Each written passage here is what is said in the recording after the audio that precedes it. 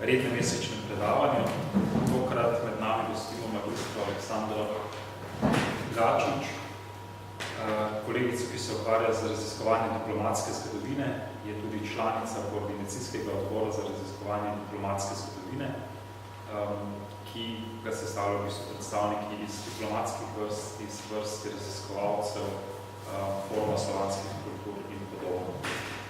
Kolegica se že vrsto let ukvarja z raziskovanjem diplomatske zgodovine in na temu Bogomila Vošnega pripravlja tudi doktorat, ki ga bo upamo, da letošnjega leto zagovarja pod mentorstvom dr. Andreja Aleksandra. Dobro pozdravljam tudi z moje strani. Tudi že kolega Jelaš omenil, se predvsem zdaj ukvarjam z biografijo dr. Bogomila Vošnjaka, ki je bil tudi diplomat v slovenski zgodovini, mogoče ne toliko znan oziroma bolj znan po nekaterih zadevah, ki Slovencem ravno niso bile všeč. Včasih je lepo, da jim dela škodo, predvsem ustavotvorni skupščini ob nastanku kraljevine SHS.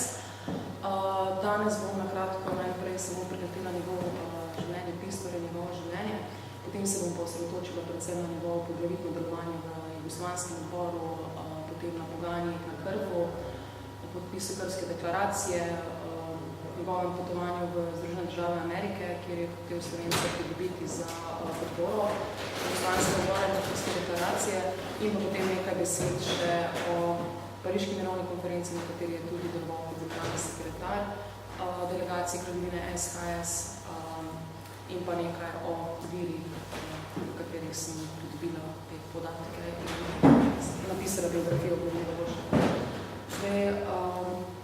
Bogomil Vošnjak, ki je bil rojen 9. septembra 1882, izhaja iz znane družine Vošnjakov, ki so bili industrialci iz Šoštanja, ki so imeli usnjarno.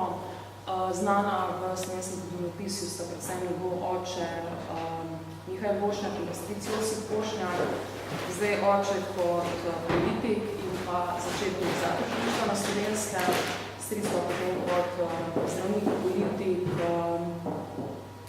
pisatelj, tudi na številnih taborih je nastopal, je bil govornik. Torej, Bogomila Vošnjaka je v njegovem življenju zaznamovala predvsem politična in pa diplomatska kariera.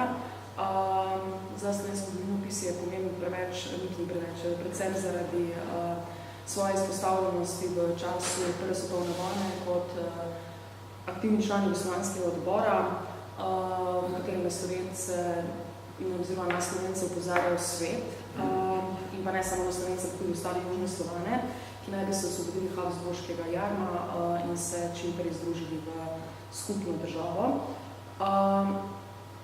Zdaj, že na začetku Prve svetovne vojne je kazal zelo veliko zanimanje za politično dogajanje po svetu in na Slovenskem in je tudi sam leta 1915 navezal stike s člani Jugoslavijskega odbora oziroma s člani, ki so sestavljali Jugoslavijski odbor. Opozarjajo svet na obstoj Slovencev, južnih Slovanov, njihovo problematiko in njegovo zanimanje za to problematiko, torej Slovencem in ostalih južnih Slovanov, ga je pripeljalo tudi na Krf, kjer je kot edini Slovenec bil tudi podpisnik Krfske deklaracije leta 1917. Temu sledila njegova pot v Združene države Amerike, kjer je, kot sem že prej povedala, poslušal Slovence tam bivajoče prepričati, da bi podprli Krfsko deklaracijo in se strinjali z ustanovitvijo nove države. Ena od njegovih vidnejših vlog je bila tudi vloga na Pariški mirovni konferenci, kjer je deloval kot generalni sekretar. Njegova naloga takrat je bila vzdrževati zveze z britansko, ameriško in slovanskimi delegacijami. Namreč Vošnjak je zelo dobro obvladal številne jezike, od angleškega do francoskega, ruskega, nemškega, češkega in italijanskega jezika. Potem je leta 1919 bil tudi imenovan za enega izmed prvih 4 profesorjev pravne fakultete Univerze v Ljubljani, ampak je bil imenovan kot član ustavne komisije za nastanek ustave, prve jugoslovanske ustave, in poslanec ustavne razgovorne skupščine se mora svojemu mestu na fakulteti odreči. Zdaj, zavzemam se predvsem za integralno zedinjenje vseh Srbov, Hrvatov in Slovencev v enotno državo. Zdaj so tudi po njegovem mnenju vsi ti narodi, torej Srbi, Hrvati in Slovenci, en narod, eno pleme in zavzemam se tudi za skupen jezik in to je ravno, torej za jugoslovanski jezik, kar ga je nekako mu dalo najbolj temen madež v slovenskem zgodovinopisju. Leta 1921 je kot izredni poslanik in pooblaščeni minister zamenjal Ivana Hribarja v Pragi. Svoje delo je po svojem vlastnem mnenju upravljal zelo uspešno, vendar so ga malo poklicali. V leti 1923-1924 je deloval kot pooblaščeni minister na razpoloženju pri zunanjem ministrstvu pri raznih meddržavnih pogodbah z Avstrijo, Italijo, Veliko Britanijo, Albanijo in Madžarsko. Bil je tudi načelnik oddelka za trgovske pogodbe, imenovan je bil tudi za delegata kraljevine Jugoslavije pri upravnem fondu B, ki je reševal vprašanje madžarskih reparacij. Bil je izvoljen tudi kasneje v Narodno skupščino. Leta 1936 je ustanovil Matico Rada, ki je sodelovala z Masarykovo akademijo dela, katere član je bil tudi Bogomil Vošnjak. Ta matica je bila potem ukinjena ob nemški okupaciji Beograda. To nekaj glasneje. Matica Rada je prenehala delovati od začetku druge svetovne vojne, ko se je Bogomil Vošnjak pridružil gibanju Draže Mihajlovića.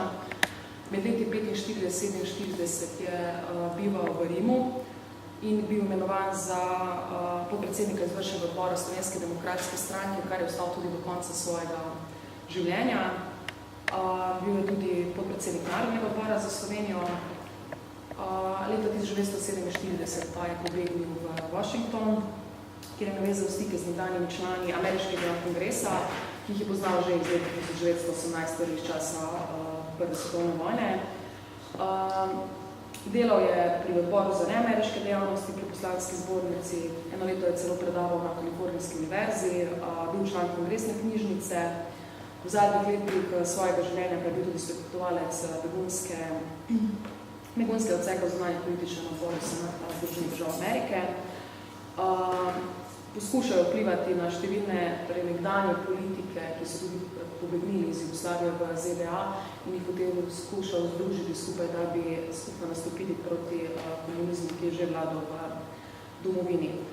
Bogomil Vošnjak je potem umrl 16. junija 1959 v Washingtonu, tam je tudi pokopan. Zdaj ta del njegovega življenja, torej po emigraciji, po drugi svetovni vojni, je malo manj znan, ni se toliko več o njemu smo govorilo, da veliko ni bilo tu. Zdaj, če samo malo spregovorimo o Vošnjakovih začetkih, torej od njegove rane mladosti pa vse do njegovega nastopa v jugoslovanskem odboru. Rodil se je v Celju, gimnazijo oziroma osnovno šolo je že najprej obiskoval v Celju, v Gradcu, nato 3 razrede gimnazije v Celju. Vendar je celo otroštvo bolehal za tuberkulozo, vmes mu je tudi umrla mati in z očetom sta se potem zaradi te družinske tragedije in pa Vošnjakove bolezni preselila v Gorico, kjer sta kupila tudi 2 vili. Vošnjak je študiral pravo v Pragi in ga nadaljeval v Gradcu na Dunaju. Leta 1906 je potem doktoriral iz prava in pa pravne znanosti in študij nadaljeval v Heidelbergu in nato še v Parizu, kjer je napisal tudi knjigo Ustava in uprava ilirskih dežel. Ko sta z očetom zapustila Štajersko, se je pri njiju predvsem mobilni ljudi zbirala generacija mladih, kasnejših vejakov. Njegov oče Mihael Vošnjak pa je tudi finančno podpiral javne ustanove in pa študente in pa druge zavedne Slovence. Ti študenti so bili predvsem Bogomilovi prijatelji.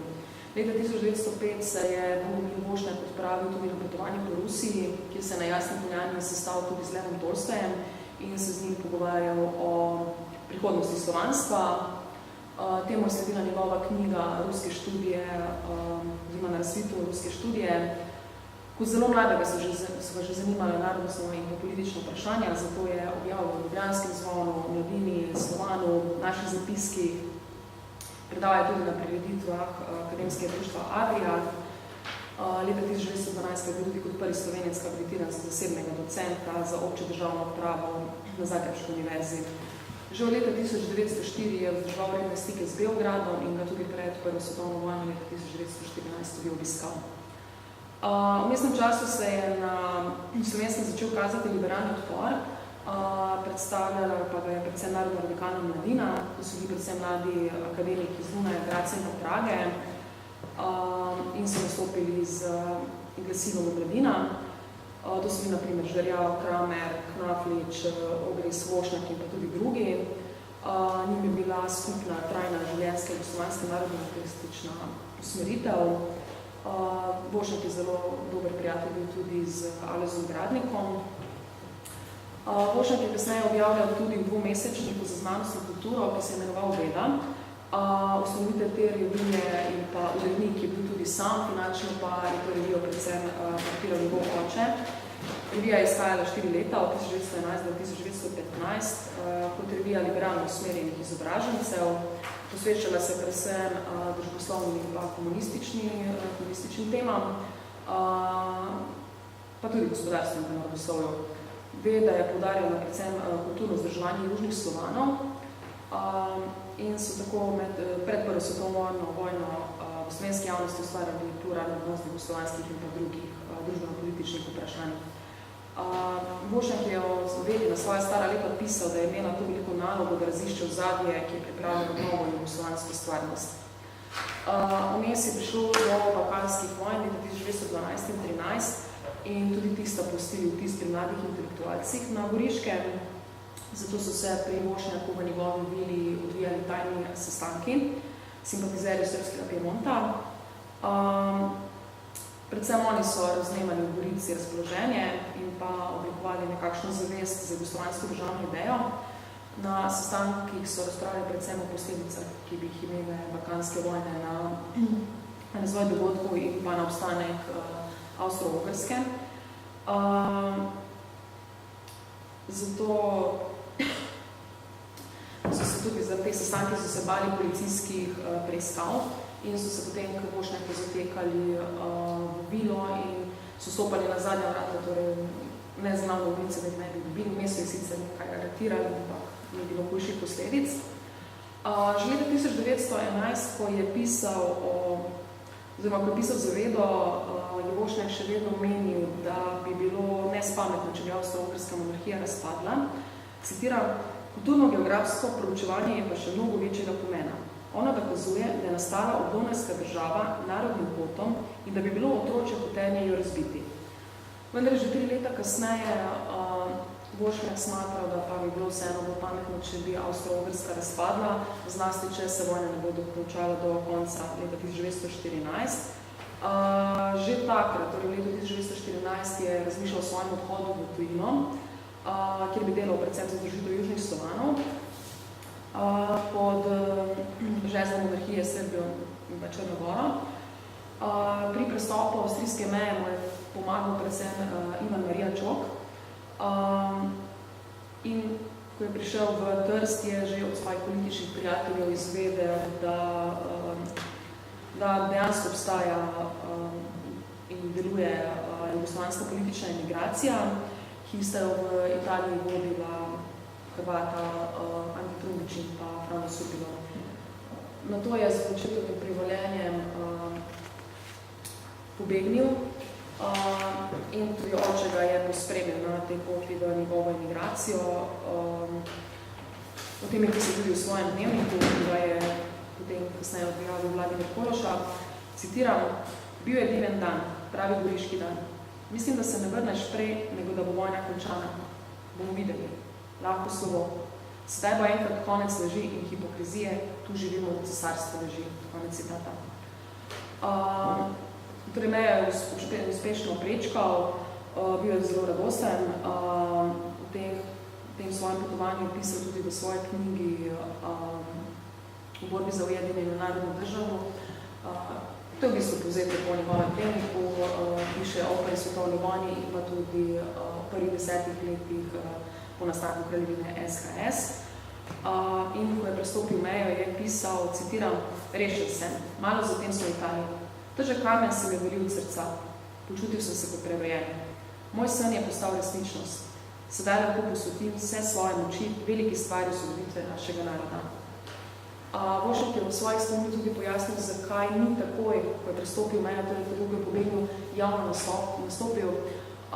Ključen dejavnik tega je bil realno njegov oče, ki bi prvič čutil posledice strani avstrijskih oblasti, če bi se sin tako izpostavil. Poleg tega sta pa imela kar zajetno premoženje in to premoženje je bilo treba rešiti.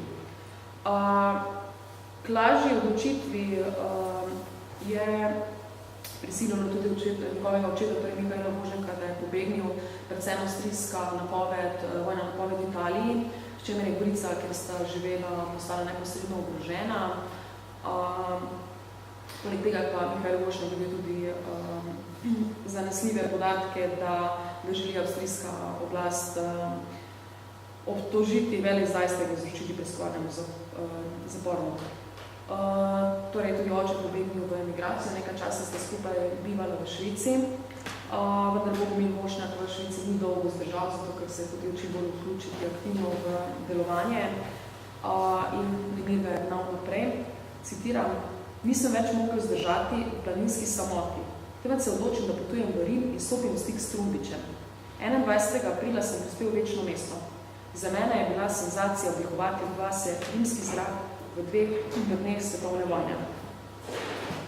Trumbič je potem v Rimu tudi našel in takoj, ko ste se srečala, je Vošnjak Trumbiču že zastavil vprašanje, vendar naslednji na tega ni mogel odgovoriti.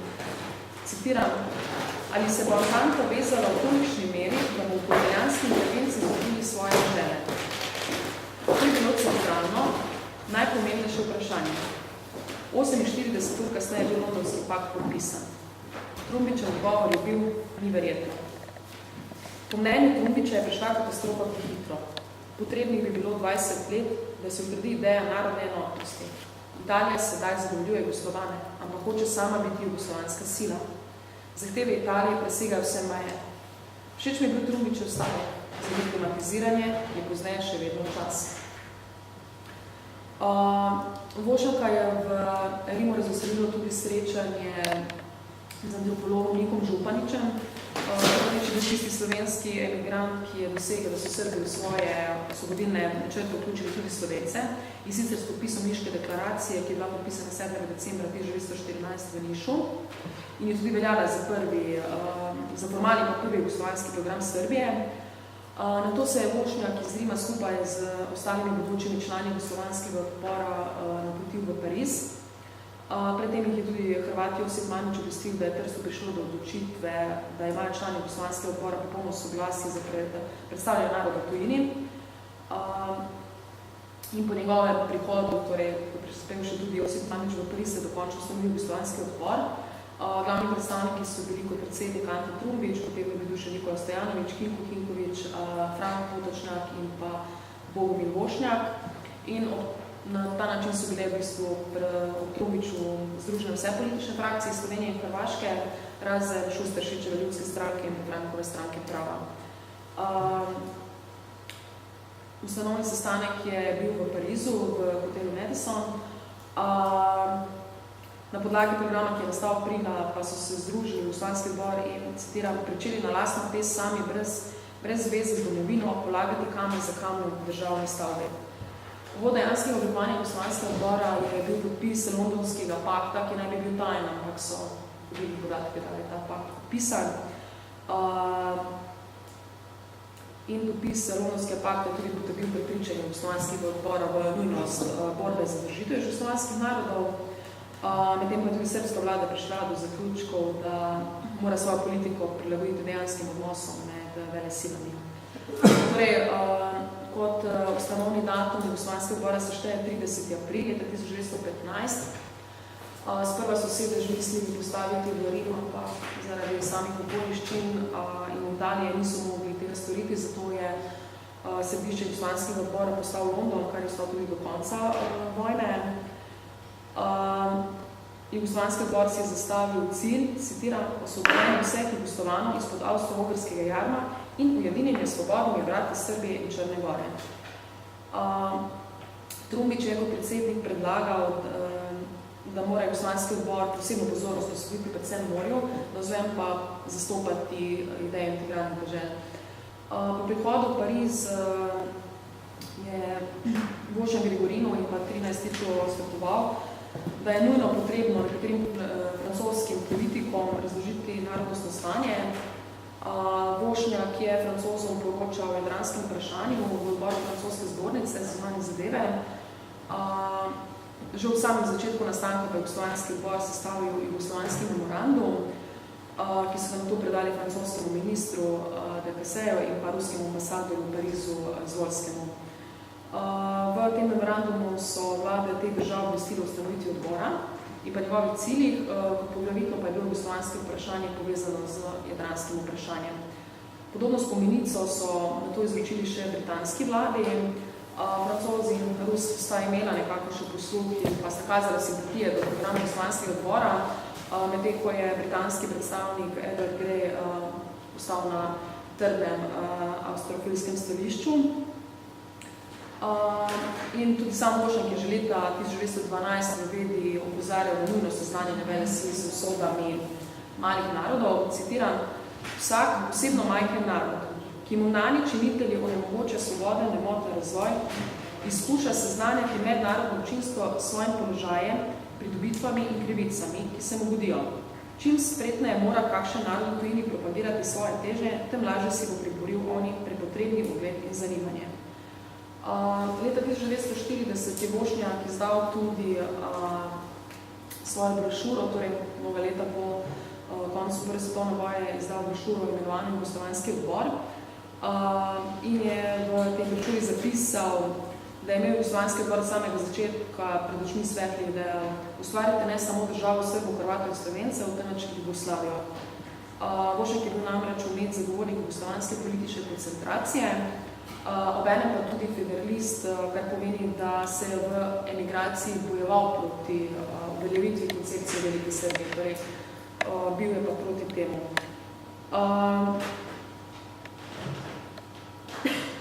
Kot sem že povedala, Jugoslovanski odbor ima dva cilja, združitev enotni državi in pa boj proti Londonskemu paktu.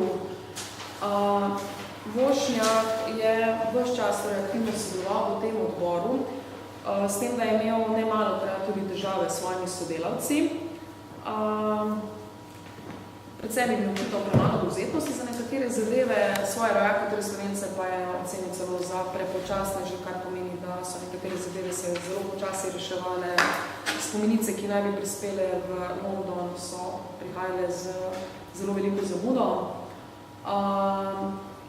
Velikokrat se je pa tudi zgodilo, da Vošnjaka pri njegovih idejah, njegovih zavzetosti, marsikateri njegov sodelavec ni upošteval, njegovo mnenje niso štela nič in zato je bil tudi velikokrat razočaran nad delom Jugoslovanskega odbora. Citiram: spominjam se Masarika, kako sem lani v Ženevi karakteriziral politiko Italije. Osupnila je Masarikova trditev, da se je pogajalo v Rimu braniti tudi o našem vprašanju. Lepa stvar. Sedaj, ko je Srbija tako slaba, mešetare se vnovič za naše zemlje. Odbor pa debatira cele dneve o položaju, ne da bi se dotaknil tega vprašanja. Nikdo ni govoril z Brandom, predno je prišel v Rimu. V Pariz sem odšel s trdno voljo, da se nekaj učini. Pa že prihodnjega dne Brand ni bilo več v Parizu. Z nami je vse pokvarjeno. Dalmacijo najbolj že Italija prepustila, v krepki pa drži Primorje. V tem bi bil položaj Slovencev mnogo slabši, nego je bil prej. Tudi ko je Bogomil Vošnjak Milenku Vesniču predlagal, da bi srbskega duhovnika Nikolaja Velimiroviča imenovali za srbskega poslanika v Washingtonu, je naletel na gluha ušesa in takrat je tudi Vošnjak prvič iz Vesničevih uslišal, da Srbija ne računa na verjetnost, da bi se rešilo slovensko-hrvaško Primorje. V Ženevi je tudi Vošnjak imel nekega dne resen pogovor s Trumbičem o bodoči državi in centralizaciji. Citiram: sam Trumbič je rekel, da misli, da bo srbski separatistični element izginil samo v centralistični jugoslovanski državi. Vprašal me je, zakaj sem kot Slovenec proti centralizaciji. Ravno Slovenci bi imeli največje koristi od centralizirane države, ker bi v njej ravno Slovenci zavzeli glede svoje kulture najpomembnejše mesto. Realnost 10 let kasneje je bila povsem druga. V času delovanja v Londonu so bili člani Jugoslavijskega odbora povabljeni tudi k Britancu Arthur Evansu na njegov dvor in pri njem se je Vošnjak zelo zavzel, zastavil se svoje znanje, da bi ga prepričal, da prava in pravična meja Jugoslavije ne more potekati drugje kakor po Soči, vendar predstavniki Jugoslavijskega odbora z Evansom niso dosegli vidnih rezultatov. Vošnjak je tudi za manj prepričeval Britance, da se vsaj ne bi govorilo o strogo zemljopisno določenih mejah, temveč bi se te prepustile nekako prihodnosti. Opozarjajo Britance, da ne poznajo značaja, italijanskega značaja in pa njihovega prerazvitega smisla za mešetarjenje.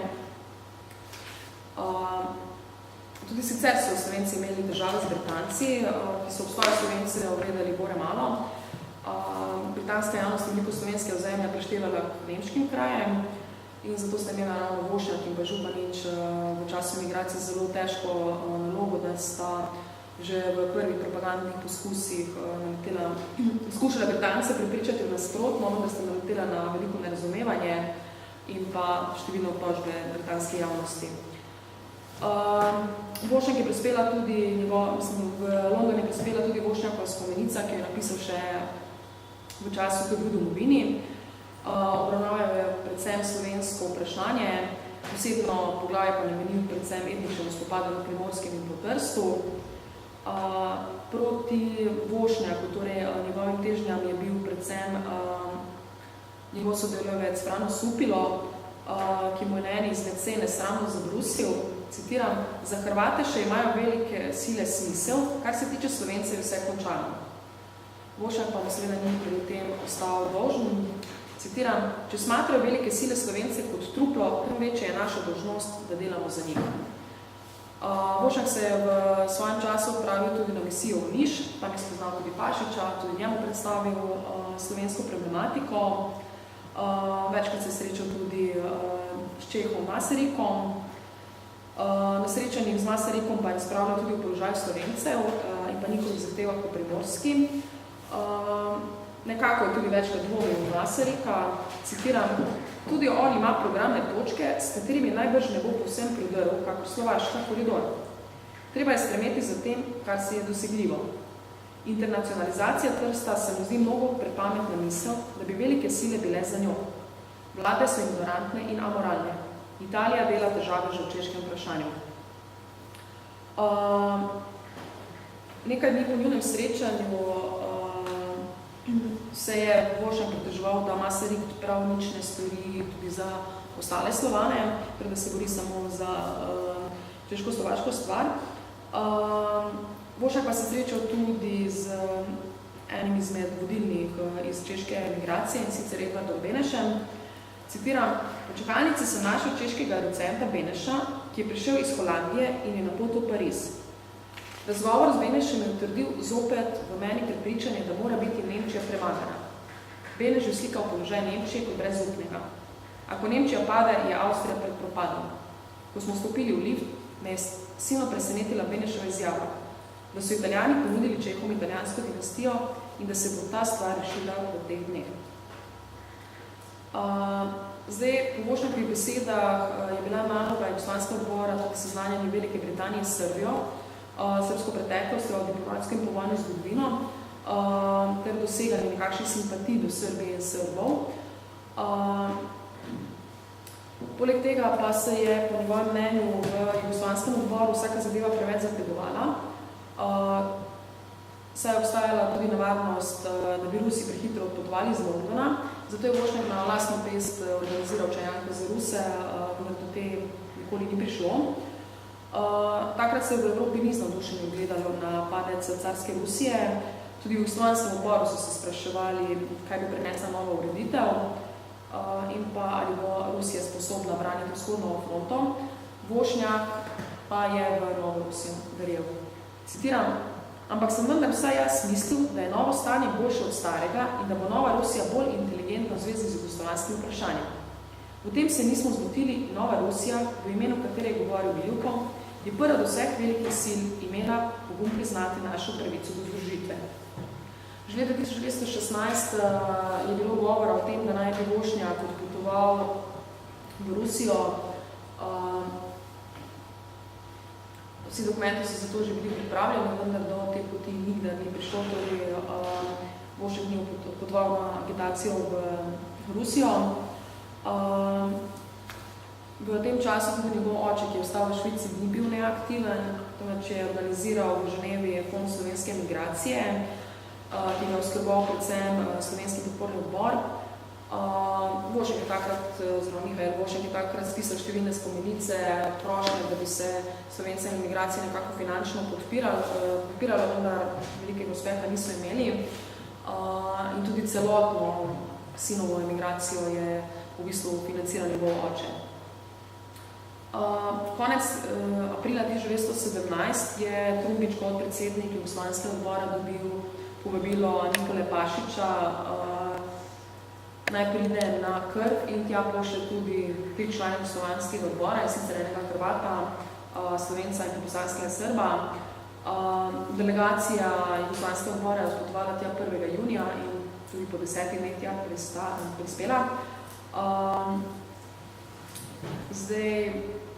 Pred so sestavili to delegacijo, je Trumbič pisal članom, naj se Slovenci odločijo, koga bodo tja poslali. Izbira je bila med Gregorinom in pa Vošnjakom, vendar je čast slednjemu pripadla, torej Vošnjaku, ki je skupaj z ostalimi člani potoval na Krf.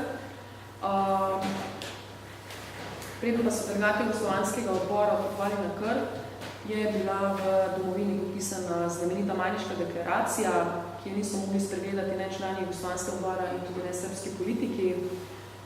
Po Vošnjakovem mnenju sta Pašič in srbska vlada sicer dajala nek tis tolerance do deklaracije, vendar je Vošnjak to napačno potem ocenil, da so jo odobravali. Pred samim odhodom na Krf so se člani Jugoslovanskega odbora dobili na številnih sestankih. Razpravljali se predvsem o imenu države, teritorialni razdelitvi, ustanavljanju samoupravnih odnosov med sektorjem in državo in tako dalje. Vendar v Pašičevem pozivu, torej člani Jugoslovanskega odbora, pa ni bilo točno opredeljeno, o čem bo sploh beseda tekla. Trumbič je menil, da gre samo na formalne pogovore. Zdaj, da je prišlo sploh do Krfske deklaracije, naj bi imela velik vpliv situacija v Rusiji. Tako da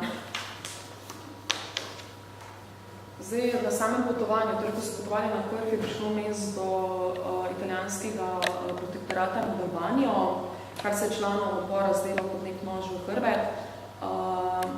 In zdelo se mi je, da ta protektorat ne bo nič drugega kot pa aneksijo. Citiram, potujemo na Krf v dneh, kateri hoče Italija postati balkanska država.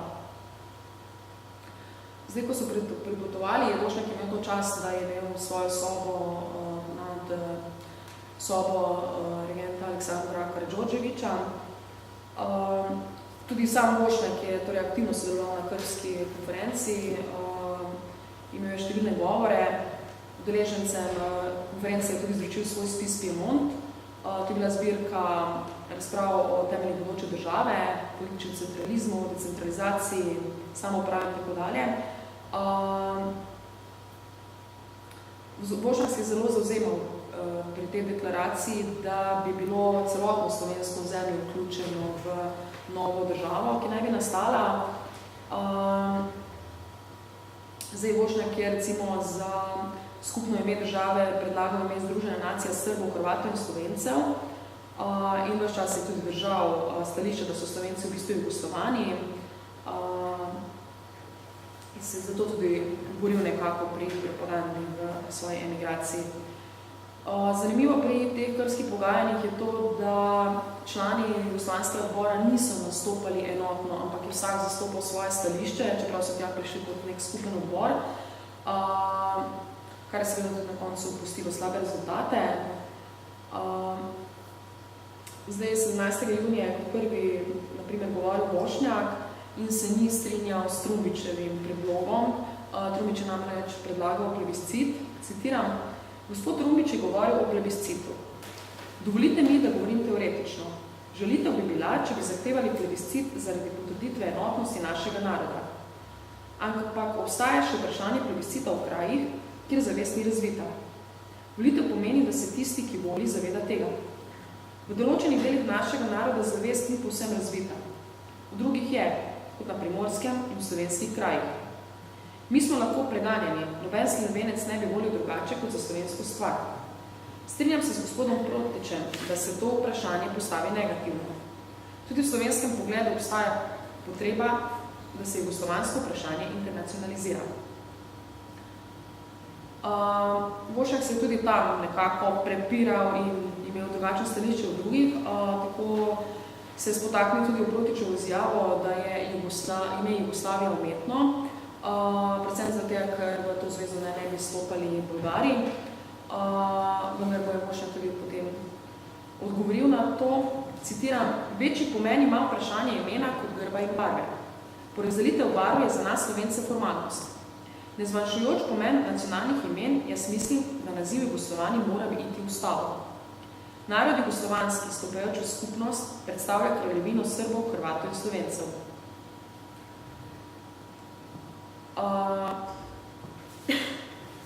Zdaj, sami člani jugoslovanskega odbora so bili tudi nekako dvomi v zanesljivosti teh pogajanj v Srbiji. Potem je pisal tudi Bošnjak in sicer v seji je čital Pašič z oglasno noto od meseca avgusta 1915, v koji so nas prodali. Točno sem si zapisal, kaj pravi nota v Slovenci. To nas je vse porazilo. Zvečer Trumič v čajanju, dolg sprehod v morju. Kaj napraviti, ako Srbija noče sedaj energično vzeti v roke stvar našega ujedinjenja? Poslati slav v Petrograd ali pa brozojaviti provizorni vladi? In doma verujejo, da je problem že postavljen. Zadnja seja Krpske konference je potekala 16. julija in takrat se je že konkretno govorilo o tej vsebini Krpske deklaracije. Vošek je tudi pisal, da so se razšli v zelo težkem razpoloženju in so se samo bali prihodnosti, kako se bo dejansko vse skupaj udejanilo. Zdaj, Krpska konferenca je potekala 35 dni, od 15. junija do 20. julija, takrat so imeli 28 plenarnih sej in Vošek je potem v svojih spominjah oporekal trditvam, da je bila Krpska deklaracija mednarodno dejanje, zaključeno med dvema mednarodnima ustvarjalcema. Citiram, Jugoslovanski odbor ni bil mednarodni faktor, ampak sta bila srpska vlada in Jugoslovanski odbor emanacija neke edinstvene narodne volje, ki se izražala v neštetih pojavah. Ta Krpska deklaracija je potem bila uradno notificirana tudi zaveznikom in sicer kot državni program Srbov, Hrvatov in Slovence. Dobrih 40 let po Krpski deklaraciji, torej takrat, ko je že bival v svoji drugi emigraciji v Združenih državah Amerike, je Vošnjak na to Krpsko deklaracijo še vedno gledal zelo spoštovanje. Citiram, s ponosom moram trditi, da noben drugi narod ni v teku prve svetovne vojne, pa tudi ne v teku druge, formuliral svoj državni program na tako vseobsežen način. Celokupno državno življenje je obsežno. Nova država stoji v vseh funkcijah pred nami. To je edinstven način državne izgradnje na podlagi medsebojnega sporazuma. Ako je Rousseau trdil, da nastaja država po pogodbi, se je moglo reči, da se je to zgodilo v našem primeru. Tu ni bilo osvajanja, aneksij, premoči volje silnejšega. Po poti svobodne diskusije smo prišli do zaključkov. Pravi veliki konflikti se še niso pojavili in tisti, ki so se pojavili, so bili obvladani. Zdaj, to mi spravo pokažem fotografije, če se vam še vidi, tako tudi izgleda ta akt, ki so ga pisali potem je že 17. Krfu. Po Krfu so tekla tudi pogajanja, kaj narediti z emigranti v Združenih državah Amerike. Glede te zadeva je imel Vošnjak pogovore tudi s Pašičem in edini Pašičev argument zoper jugoslovansko misijo je bil, da ZDA še niso objavile vojne Avstriji. Zdaj Vošnjak pa je menil, da bodo Slovence in Hrvate v ZDA in drugod uspeli prepričati v jugoslovanski program srpske vlade, le v primeru, da bo misija, torej celotna jugoslovanska, torej ne samo, da nastopajo v Srbiji, ampak da gredo tja tudi Slovenci in pa Hrvati. Obenem pa razumejo tudi Pašičeve razloge, saj je celo njihov poslanik, torej Ljubo Mihajlović, podal odstop na poslansko misijo v Washingtonu, ker je v Beli hiši zagovarjal jugoslovanski in pa nerazširjeni program Srbije z izhodom na Gorje. Vošnjak je menil, da je bil vstop Združenih držav v vojno usoden tudi za hrvaške in slovenske emigrante v Združenih državah Amerike. Citiram, naši izseljenci, predvsem Hrvati in Slovenci, so živeli pod grozno hipnozo sile in moči Avstro-Ogrske. Preko morja so v svobodni republiki nadaljevali življenje svojo staro mentaliteto. Cvetela so veteranska in druga društva. Mnogi pa so bili ponosni, ko so lahko v veteranski uniformi sablico v boku korakali po ulicah ameriških velemest.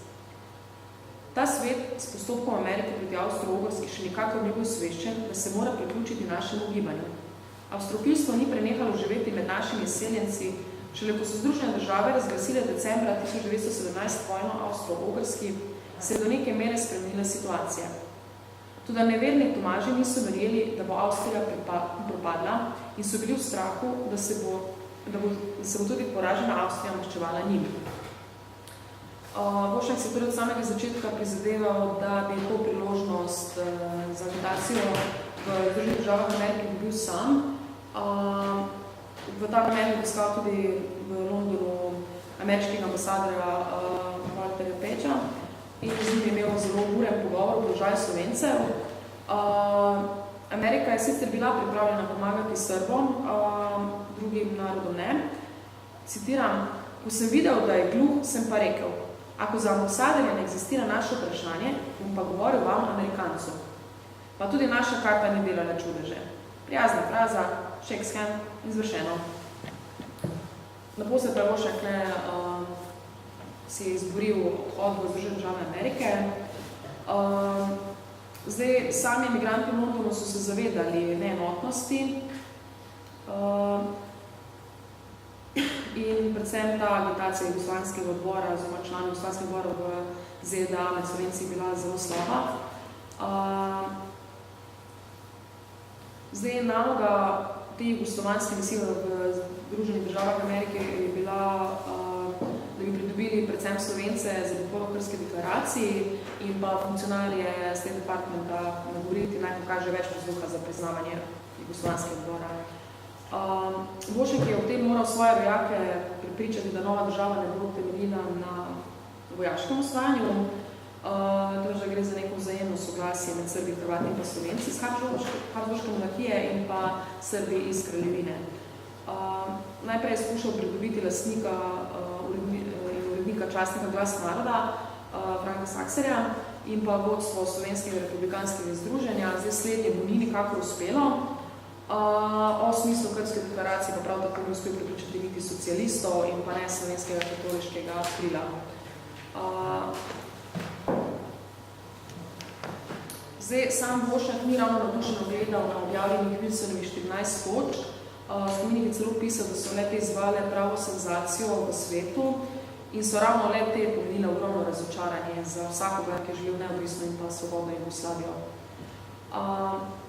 Zdaj, ko je bil v ZDA, je s številnimi spomenicami opozarjal tudi samega Wilsona in pa ameriškega državnega sekretarja Lansinga, katerima je predstavljal oziroma pojasnjeval jugoslovanski problem. V eni izmed spomenic je zahteval, naj se Amerika zoprstavi Italiji v njenih namerah in pa predlagal celo naj ameriška vojska zasede slovensko primorje. Kot prvi izmed jugoslovanskih politikov je tudi predlagal plebiscit, ki naj bi po njegovem mnenju nekako zagotovil pravično rešitev jadranskih vprašanj. Zdaj, Vošnjak je pred samim prihodom ZDA se zavedal, da so državniki zahodnih sil verjeli, da je Avstro-Ogrsko še vedno možno federalizirati in da je tudi to nekako najboljša rešitev. In zdaj, eden od osnovnih ciljev je bil ravno ta, da dokaže, da je to nemogoče in ta namen je sestavil tudi svojo študijo Avstrija federalizem in pa z rokopisom počel v ZDA. Na Nastopal je na številnih shodih, kjer je prepričeval Slovence in tudi ostale emigrante, predstavnike Južnih Slovanov, govoril tudi na Clevelandski konferenci, torej vse v namenu, zato da bi jih prepričal v razpad Avstro-Ogrske nastanek neke druge skupne države. Vošnjak je tako kot že v Evropi imel spet težave s financami. Ko sem že prej omenila, so njegove migracije financiral njegov oče in tudi ko potoval v ZDA, nekako naj bi predstavnik Slovanske odbore pa srpska vlada financirala to njegovo potovanje po Združenih državah Amerike, vendar temu ni bilo tako, dobil je le skromno podporo za pot, vse ostalo pa je črpal iz vlastnih sredstev. Po razpadu Avstro-Ogrske, torej ob nastanku kraljevine SHS, se Vošnjak ni takoj vrnil v domovino. Namreč čakal je ameriško izdajo svoje knjige Work Against Germany. Ta izdaja se je zavlekla. Ko je prispel v domovino, je pričakoval, da bo tam pričakal kakšen poziv iz Zagreba ali pa Ljubljane, vendar je razočaran zagotovil, da temu ni tako. In o tem je tudi zapisal leta kasneje, citiram, nihče mi ni odgovoril ali me pozval v domovino, ki je bila osvobojena tudi s pomočjo energične akcije naše migracije, v kateri se je imel svoj delež tudi jaz. Obenem pa je tudi bil vesel, da ni bil takoj v domovini, zato da mu ni bilo potrebno sodelovati pri zloglasni ženevski konferenci, torej, ki je bila ponovna potem ženevsko deklaracijo, ker je ravno ta deklaracija za njega pomila neko jabolko razdora med ostalimi predstavniki, ki so se borili za nastanek države in pa srpsko vlado. Zdaj 10 let kasneje Vošnjak po svojih spominih o osvoboditvi v zaključku dela Jugoslovanskega odbora razmišljal, citiram, zmaga je dokazala, da smo šli po pravi poti. Naši sovražniki so hoteli stigmatizirati naš narod, da je naš narod bil v taboru premaganih. Iz dejstva, da se je naš narod boril na neki fronti, se ne sme nič sklepati. Vprašati se moramo, kakšen je bil pravi notranji motiv. Delal je to naš narod, ker je sogestino čutil, da se bori proti nepravičnosti, proti londonskemu paktu. V svoji duši, po svojih pogledih, na najvišje državne probleme je bil cel naš narod v taboru zmagovalcev in ne premaganih. Ena zgodovinska neresnica je, če se hoče Slovence Hrvate poriniti v tabor premaganih. Zdaj, tudi sam Vošnjak si ni mogel zanikati določenih nesoglasij, ki so se pojavile znotraj Jugoslovanskega odbora, ostalo tako tudi neraščiščeno razmerje med Jugoslovanskim odborom in pa srpsko vlado, ki ga je nekako po njegovem mnenju na pravi tir spravila šele Krpska deklaracija. Ob tem pa je tudi priznaval, da ta dokument ni mogel ustvariti popolne harmonije, in izrazil je tudi začudenje, da se po nastanku kraljevine SHS niso pojavile še večje težave, kakor si se. Zdaj Vošnjak je bil po nastanku nove države zelo razočaran nad nepriznavanjem dela Jugoslovanskega odbora. Na to je opozarjal v številnih svojih besedilih, dnevniku, spominih in tako dalje. Citiram, absurdno je in neverjetno prikazati našo združitev, da sploh ni bilo dela imigracije. Ne bom prišel z argumentom hvaležnosti ali nehvaležnosti, čeprav imajo besede Edvarda Beneša svoj globoki smisel. Hvaležnost je znak plemenitosti duha, posameznika in naroda. Zdaj, z nastankom kraljevine SHS je delovanje Jugoslovanskega odbora postalo nepredmetno. Po Trubničevem prevzemu ministrstva za zunanje zadeve je svoje mesto predsedstvo Jugoslovanskemu odboru prepustil 13. Zatem je Jugoslovanski odbor imel še nekaj formalnih sej. Nekaj dne pa je potem v Pariz prispel tudi telegram, po katerem je bilo sporočeno, da je minister za notranje zadeve Svetozar Prebičevič Jugoslovanski odbor razpustil in potem je tudi definitivno konec Jugoslovanskega odbora. Po koncu Prve svetovne vojne se je logično približila potem tudi mirovna konferenca v Parizu v leti 1919-1920. Takrat je mlada država kraljevina SHS začela svoje mednarodno politično življenje. Tam ni skušala samo doseči priznanje meja, temveč tudi mednarodno priznanje, da so Srbi, Hrvati in Slovenci tri veje skupnega naroda. Ob tem je Vošnjak tudi sporočil svojemu očetu, da je imenovan za generalnega sekretarja. Oče seveda tega bil zelo vesel, saj je smatral, da se bo sinova politična in predvsem diplomatska pot zdaj samo strmo povzdigovala. Že pred začetkom zasedanja Pariške mirovne konference se je Vošnjak 20. decembra oglasil iz Pariza in počasni poslovenec poslal dopis v novini in v tem nagovoru uporabil nekako pravlične besede, citiram: "Po dolgih letih dela, razočaranj, napora, žrtev, katere sem preživel v prognanstvu, evo končno uspeh. Slovenska domovina je svobodna in neodvisna. Padli so tisočletji okovi. V praksu strta temne feudalne sile, ki so v zgodnjem srednjem veku uničile slovensko državnost. Korotan, prvo slovansko državo, urejeno v zapadnem duhu. V naših dneh so se odprla grobišča in pokazala se naša neodvisnost. Kralj Matjaž je enkrat izpolnil svoje besede." Vošnjak je kot generalni sekretar zastopal ta oddelek. To dolžnost je vršil 1 leto. Imenovan pa je bil predvsem po zaslugi Otokarja Ribaža. Vošnjakovo imenovanje pomenilo nekakšno koncesijo Slovencem. Namreč strani beograjske vlade je bilo v Pariz poročeno Pašičevo, Trubičevo in pa Vesničevo imenovanje za polnomočne delegate. Delegacija pa je menila, da Slovenci svojega polnomočnega delegata pa vendarle nimajo. In zato so predlagali, da na to mesto imenuje generalnega sekretarja, ki naj bo Slovenec. Zdaj, delegacijo v Parizu je predlagala Ivana Hribarja.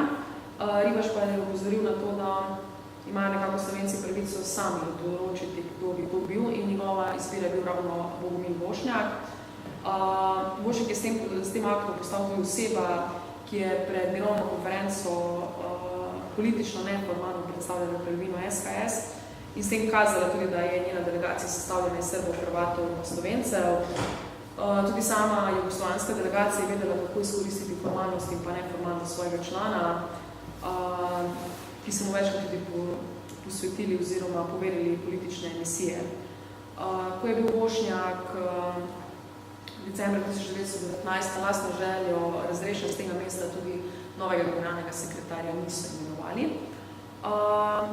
Zdaj, tudi na tej mirovni konferenci je bil Vošnjak zelo dejaven.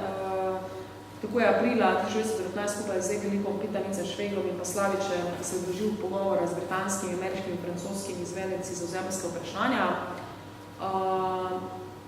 Zdaj, smisel teh pogovorov je bilo podajanje stvarnih pojasnil o koroških Slovencih,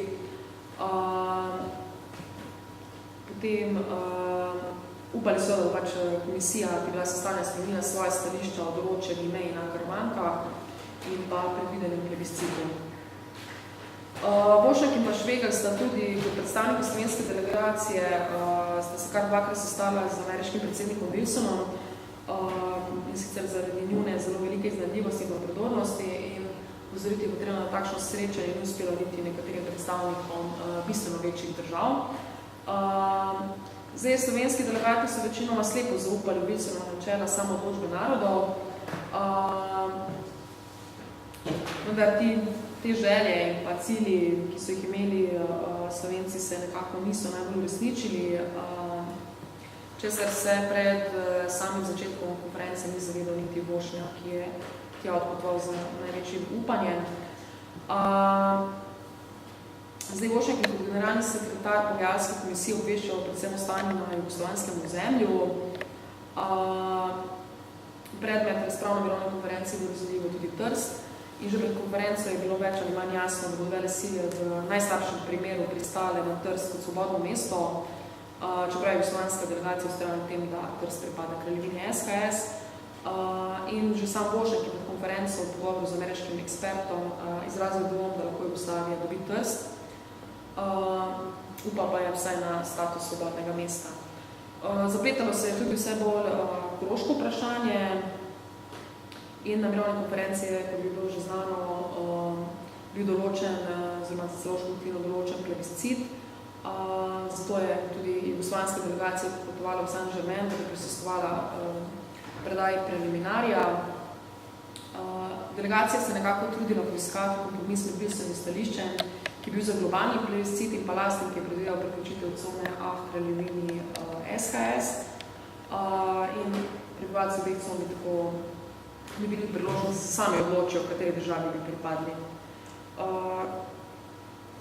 Zdaj, jugoslovanska delegacija je junija v sestavi Breca, Evelika in Pavošnjaka organizirana razgovor z Lordom Herdingom.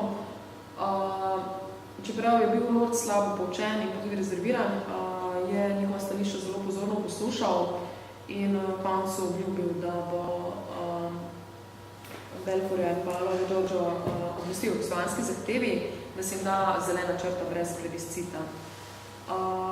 Vendar nekaj dni kasneje niso vendarle ničesar dosegli. Na koncu so se zavezniki vendarle odločili v zadnjem trenutku, da se Avstriji ne vroči del načrta mirovne pogodbe, ki se nanaša na Koroško.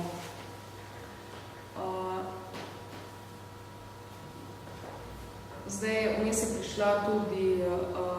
prišlo Pašičevo obvestilo, da so iz Beograda dobili depešo, s katerim je vlada sporočila, da je treba na Vidovdan sprejeti mir z Nemčijo in to naj bi bil tudi pomemben dogodek, s tem naj bi prenehal obstoj same Srbije in uradno bi nastala država Srbov, Hrvatov in Slovencev in bi ta akt potem nekako pomenil krst omenjene države.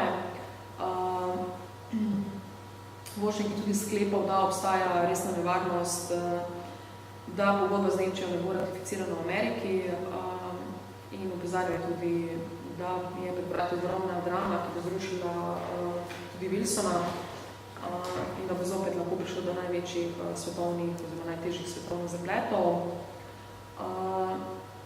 Zdaj, burne razprave na konferenci so imeli tudi glede položaja na Primorskem.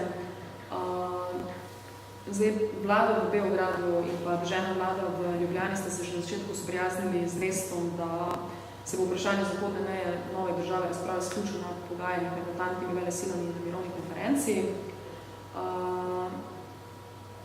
Zdaj, kljub temu so mogoče britanske vlasti kasneje obžalovale, ker je bil del zemeljskih koncesij Italiji v nasprotju z načeli, ki so jih razglašale zmagovite sile, vendar se je kljub temu britanska diplomacija držala aktov Londonskega pakta.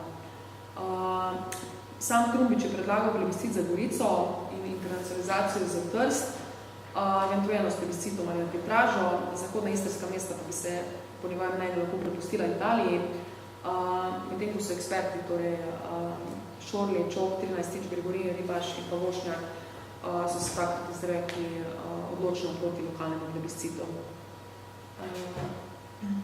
Zdaj, Vošnjak je v mirovni konferenci v Parizu njenih posledicah in ljudeh, ki so bili na strani kolegine SKS, razmišljal še 20 let kasneje in zapisal, da bi se morda leta 1919 znašli v čisto drugačnem položaju, če bi se že na samem začetku postavile močne osebnosti, ki bi dale upravnemu življenju drugačno, modernejšo osebino. Konec leta 1919, kot že omenjeno, je Vošnjak sam zaprosil za razrešitev z mesta generalnega sekretarja in sicer zaradi bolezni njegovega očeta, ki ga je želel obiskati v Švici. Oče se je s to njegovo odločitvijo strinjal in tudi podprl sinovo namero, da se preseli v Beograd. Malo po tem prehodu se je Vošnjak tudi poročil Srbkinjo Nado Georgijevič in potem nekako njegovo edino diplomatsko dejanje je bilo v bistvu še poslaništvo v Pragi, ki sem jih na začetku omenila, to pa se je ukvarjal bolj z notranjimi političnimi zadevami. Zdaj, to je v bistvu to ta nek splošen pregled njegovega delovanja med Prvo svetovno vojno in pa na mirovni konferenci. Zdaj, moje raziskave, predvsem pri moji doktorski disertaciji, temeljijo na virih iz Arhiva Republike Slovenije, potem Arhiva Studija Slovenika in pa Arhiva Jugoslavije v Beogradu. Nekaj gradiva sem pridobila tudi v muzeju Velenje, potem v muzeju usnjarstva v Šoštanju. To je bila zastopana tudi znanstvena, spominska literatura, zajela se nekaj časnikov, revij, ki so izhajali v tistem času, tudi v času Vošnjakovega življenja. Zdaj, njegova zapuščina arhivskega gradiva je izjemno obsežna. Tukaj pri vas v arhivu hranite kar 73 fasciklov oziroma 9 tekočih metrov. Studija Slovenika hrani 24 škatl gradiva. Zdaj, pomemben vir oziroma izhodišče sta mi predstavljala že objavljen Vošnjakov dnevnik, ki ga je z objavo pripravil Vladimir Kološa. Potem so tu Vošnjakovi spomini, ki jih je izdal 10 let po nastanku kraljevine SHS. Zdaj, ko sem raziskovala, delo ni bilo ravno lahko, ravno zaradi množičnosti gradiva. Vošnjak je pisal v številnih jezikih, kot sem že začetku omenila, da je govoril, torej več jezikov je znal, je bil izredni poliglot. Veliko njegovih besedil oziroma tekstov je napisanih kar na roke. Tudi to je predstavljeno zelo velik problem, zato ker ni imel ravno lepe pisave, tako bi rekla, da je kar kracal, tako da sem se še s tem spopadala.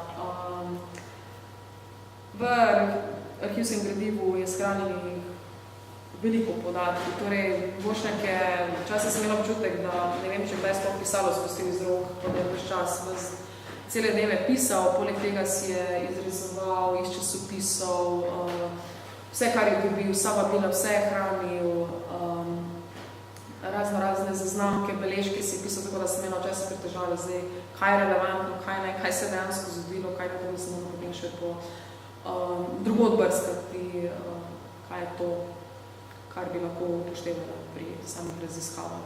Zdaj, danes sem predstavila samo ta del njegovega življenja, torej predvsem Prvo svetovno vojno. Vošnjak je neumorno delal do konca svojega življenja, torej tudi takrat, ko je izvedel, da je že zelo boln, ni odnehal, torej še vedno pripravljal in knjige, še vedno si je politično zelo prizadeval za nekatere zadeve, tako da če bi še živel, verjetno bi še kaj napisal in kaj zapustil za seboj. To je to z moje strani.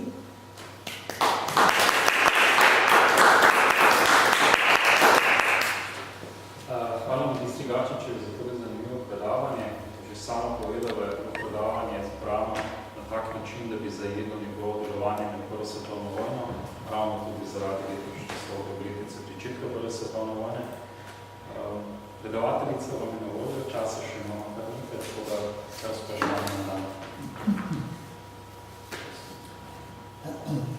Jaz bi izrabil tole priložnost, da bi upozoril na, oziroma vas vprašal, ali vam je morda kaj znano, je ime Ernest Krulej. Ja. Ernest Krulej, ne kot kartograf, ne zemljevide risal, je znamo. Najbolj sta sodelovala z Vošnjakom. Ja, celo obstaja ena množica njunih pisem.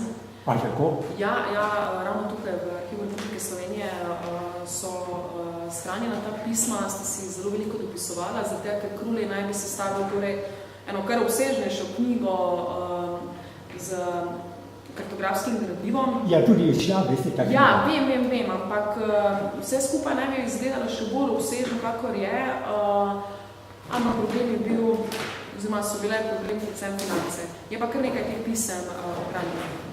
Ja, to mi je osebno malo dragoceno, ker jaz sem porodu iz Sevnice, od Korbe je bil tudi Krulej.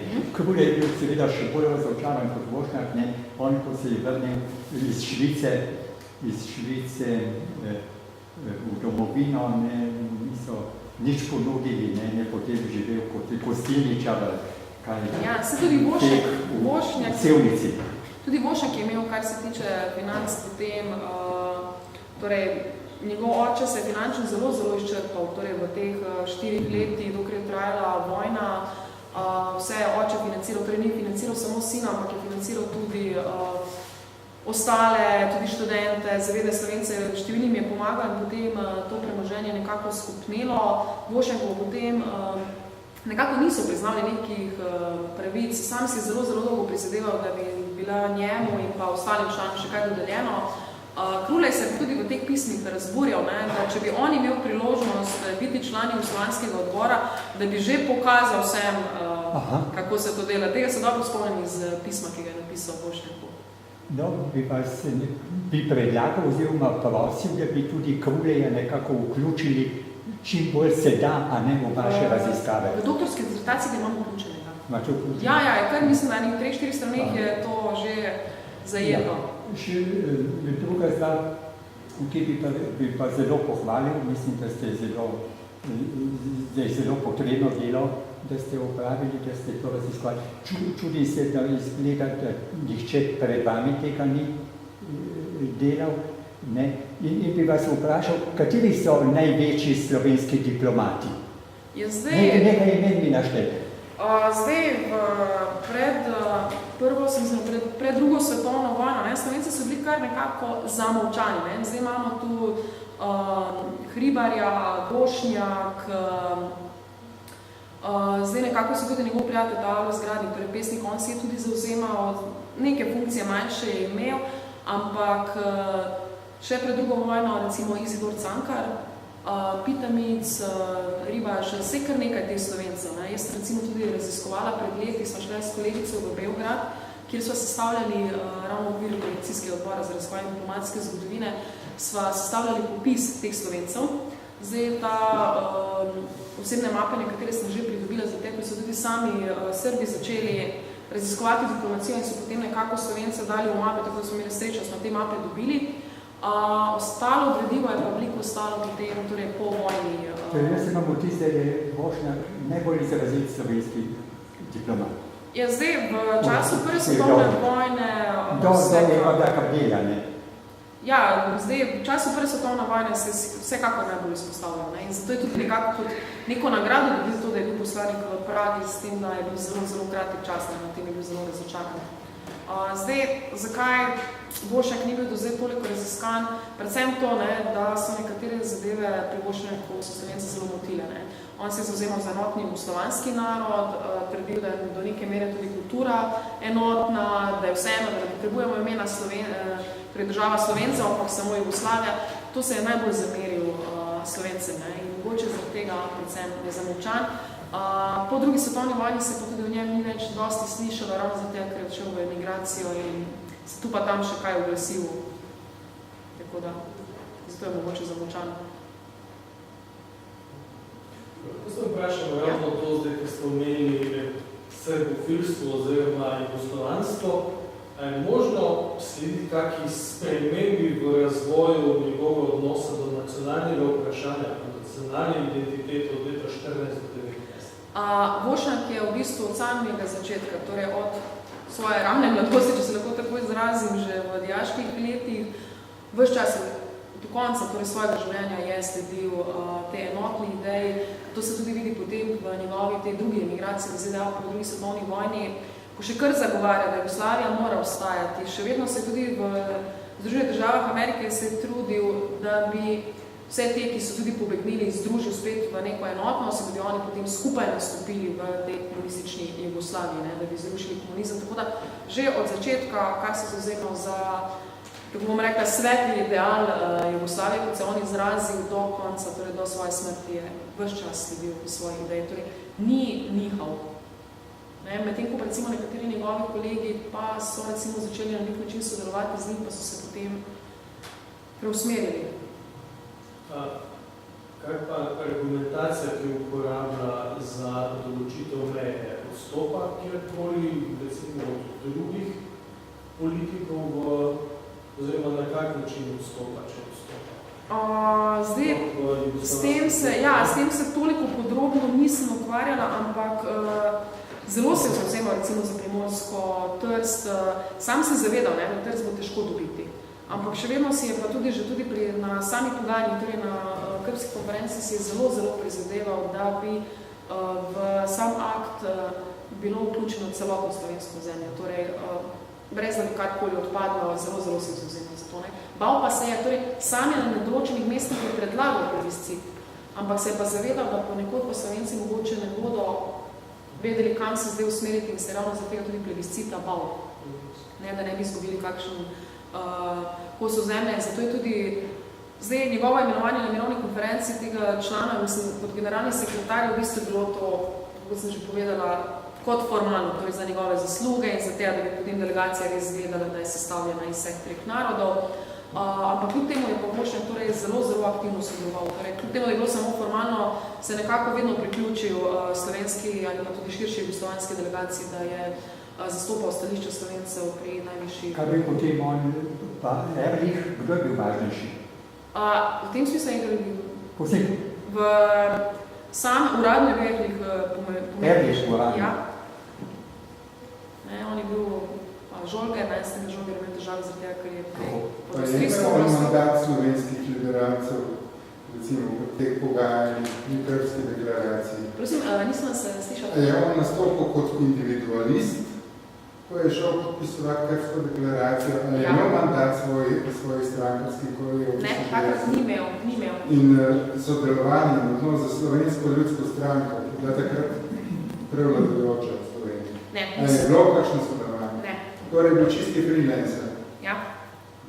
Dejansko je bil en izmed redkih Slovencev, zato je tudi se pritoževal, ne, da so drugi prepočasni, da nekako tega sodelovanja ni bilo ravno med to slovensko emigracijo in pa... Se je bil relativno mlad?